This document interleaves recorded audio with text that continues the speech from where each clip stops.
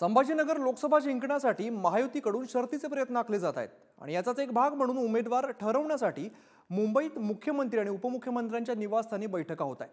तर दुसरीकडे महाआघाडीतील खैरे आणि दानवेंच्या घरात भेटी आणि निष्ठेच्या आणाभाका घेण्यात आल्या।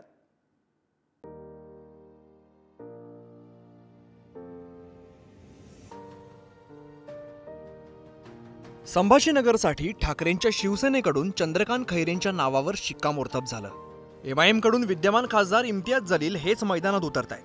तर महायुतीत संभाजीनगरची जागा शिंदेची शिवसेना की भाजप लढवणार हे अद्याप स्पष्ट झालेलं नाहीये।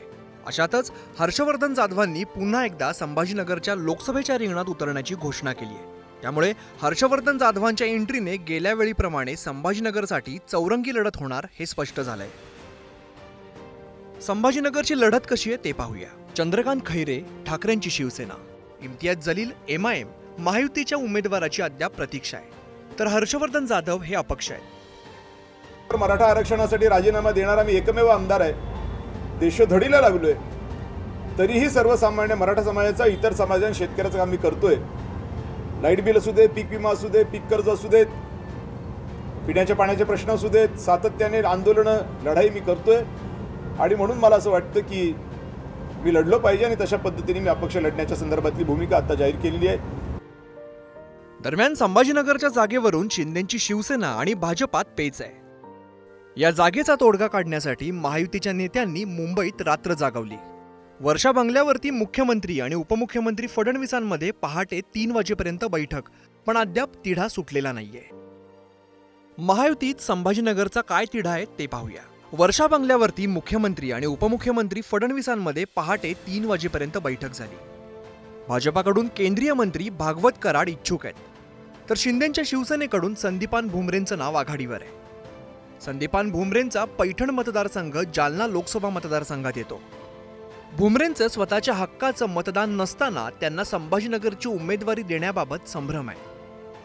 मराठा आरक्षण याचिकाकर्ते विनोद पाटलांकडून एकनाथ शिंदे आणि फडणवीसांची भेट झाली। मी या अगोदरच माझी लोकसभेची उमेदवारी जाहीर केलेली आहे आणि मी सांगितलं होतं की माननीय एकनाथ शिंदे साहेबांनी जर मला आशीर्वाद दिला तर मी त्यांच्या पक्षाकडून लढण्यासाठी इच्छुक आहे। परंतु त्याबाबत कुठली औपचारिक विचारणा, अधिकृत विचारणा माझी झालेली नाही। मला जर त्यांनी विचारलं तर मी निश्चित त्यांच्या पक्षाची उमेदवारी घेऊन लढेल आणि जर मला त्यांनी नाही विचारलं तर मी अपक्ष म्हणून निवडणूक लढवेल। मी निवडणूक लढवणार आहे, ही लोकसभा मी लढवणार आहे, एवढं माझं निश्चित। संभाजीनगर लोकसभा मतदारसंघ 2019 पर्यंत शिवसेनेचा गड म्हणून ओळखला जातो। आतापर्यंत युती धर्मात संभाजीनगरची जागा शिवसेनेनंच लढवली आहे। मात्र गेल्या वेळेला एमआयएमचे इम्तियाज जलील यांनी चंद्रकांत खैरेंचा पराभव करत शिवसेनेचा गड हिरावून घेतला। त्यावेळी रावसाहेब दानवेंचे पूर्वाश्रमीचे जावई हर्षवर्धन जाधव अपक्ष म्हणून मैदानात उतरले होते। त्यांच्या मतकापी बंडखोरीचा चंद्रकांत खैरेंना मोठा फटका बसला होता। संभाजीनगरच्या 2019च्या लोकसभेचा निकाल कसा होता ते पाहूया।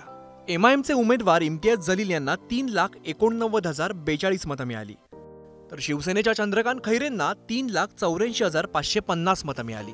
तर अपक्ष म्हणून उभे राहिलेल्या हर्षवर्धन जाधवांना 2,83,798 मतं मिळाली। संभाजीनगरची जागा ही भाजपची आहे। एक लक्षात घ्या की या निवडणुकीच्या काळामध्ये अनेक उमेदवार अनेक नेत्यांना भेटत असतात, अनेकांची नावं चर्चेत येतात। अनेक ठिकाणी जर तुम्ही पाहिलं, जो मतदारसंघ त्यांच्याकडे नाही तरी त्यांनी त्यांचे काही इच्छुक किंवा जे कोणी फॉलोअर्स असतील ते नेत्यांना भेटतात। याचा अर्थ जागा सुटते असातला नाही। जागा कोणती घ्यायची कोणती सोडायचा हा सर्वस्वी निर्णय मुख्यमंत्री एकनाथ शिंदे साहेब असेल, देवेंद्र फडणवीस असतील किंवा अजितदादा असतील, या तिघा नेत्यांनी एकत्र बसून घ्यायचा आहे। दरम्यान संभाजीनगर लोकसभा मतदारसंघासाठी ठाकरे गटातील चंद्रकांत खैरे आणि अंबादास दानवे यांच्यात सुरू असलेला वाद अखेर संपलाय। कारण अंबादास दानवेंनी चंद्रकांत खैरेंच्या निवासस्थानी जात उमेदवारीसाठी पेढा भरवत अभिनंदनही केलंय।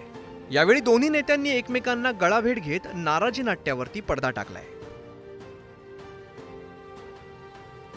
इच्छुक होतो हे मी स्पष्ट सांगितलं होतं, पण शिवसेनेची सिस्टीम आहे, संघटनात्मक डिसिप्लिन आहे। ज्या दिवशीपर्यंत उमेदवारी जाहीर होत नाही तोपर्यंत असते, ज्या दिवशी जाहीर झाली त्या दिवशी हा विषय संपत असतो, असं आमचा संघटनेचा प्रघात आहे। आणि मला वाटतं त्याच्या पुढे जाण्याची आमची कोणाची तयारी पण नाही, हिंमत पण नाही, त्याचं करू पण नाही असं आमचं मन असं म्हणतं। कारण आम्ही संघटनेचे एक शिवसेना प्रमुखाच्या विचाराचे आणि उद्धवजींच्या नेतृत्वाखाली काम करणारे शिवसैनिक आहोत. पद निवडणुका येणं जाणं हे सातत्यानं चालू असतं, पण संघटना हे सत्य आहे आणि ती महत्वाची. म्हणजे मिठाई मारल्या, पेढे खाऊ घातले, सर्व काही झाले. हसलो आम्ही. शिवसेना पक्षाकडून मान्य उद्धवजी ठाकरे साहेबांनी आम्हाला दोघांनाही त्या ठिकाणी बसवलं आणि दोघंही तुम्ही खंदे कार्यकर्ते आहेत माझे, मग तुम्ही आपसात कशाला हे करता, म्हणून त्या दृष्टिकोनातून आम्ही दोघंही एकत्र आलो. असं एक तुम्ही मागच्या निवडणुकीच्या वेळेस दानवेंनी पाडला असं म्हटलं होतं, आता हे म्हणण्याची संधी मिळणार आता मागचं काही बोलूच नका. आता इथून आजपासून पुढचं बोला. एकीकडे प्रतिस्पर्धी उमेदवारी निश्चित झाले असताना महायुतीत मात्र ठरत नाहीये. आतापर्यंत संभाजीनगरात शिवसेना मोठा, भाजप लहान भाऊ असं समीकरण राहिलंय. मात्र शिवसेनेतील फुटीमुळे भाजपाला मोठा भाऊ होण्याची संधी आलीय. पण शिंदेच्या शिवसेनेची धाकल्याची भूमिका घेण्यास तयारी नाहीये. त्यामुळे महायुतीत संभाजीनगरची जागा कोणाला सुटणार याकडे सर्वांचंच लक्ष लागलंय. सचिन जिरे, पुढारी न्यूज, संभाजीनगर.